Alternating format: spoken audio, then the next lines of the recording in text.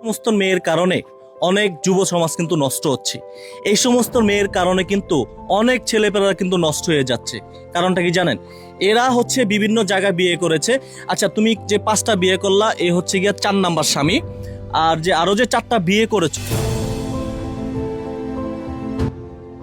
মাত্র 15 বছর বয়সে 5 পুরুষকে নিজের শিকার বানিয়েছেন জিয়া উদ্যানে এতিমের পরিচয় দিয়ে ফের বিয়ে করতে চাওয়া সেই তরুণী। বিয়ে যেন তার নেশা। বিভিন্ন সময়ে নানা কায়দায় পুরুষের জন্য টোপ ফেলেন তিনি, এবং সফল হলেই নতুন স্বামী জুটে যায় তার ভাগ্যে। যেমনটা পরিকল্পনা ছিল ঢাকার জিয়া উদ্যানেও।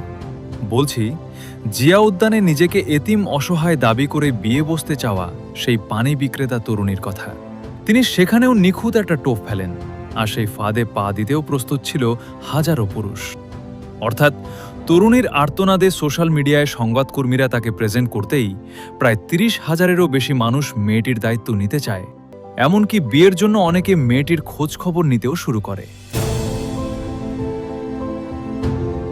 ঘটনাসূত্রে জানা যায়, জিয়া উদ্যানে এসে কান্না করা মেয়েটিকে এক নারী আশ্রয় দেন। মেয়েটি পরিচয় দিয়েছিল তার আপনজন বলতে কেউ নয়, ঘরের সৎ মা, যার অত্যাচারে তিনি ঘর ছেড়ে পালিয়েছেন। আশ্রয়দাতার কাছেও ভালো একটা ছেলের খোঁজ করেন, অতঃপর নিজেই নেমে পড়েন পুরুষের খোঁজে।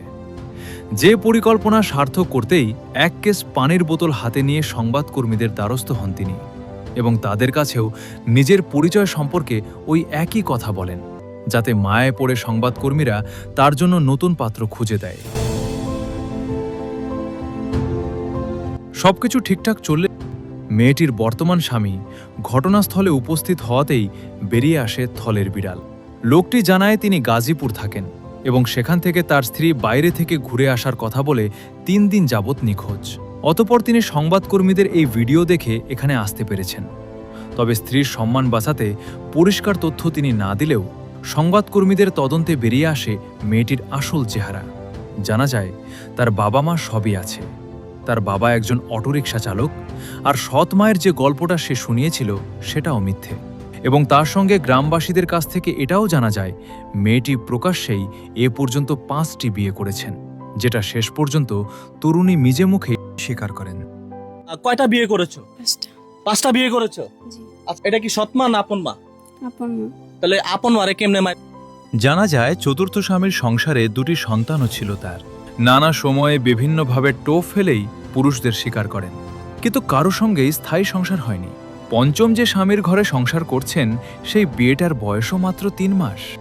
অথচ 5টি বিয়ের পরেও জিয়া উদ্যানে ফের বিয়ে বসতে চাওয়ার কথাই জানিয়েছিলেন তরুণী।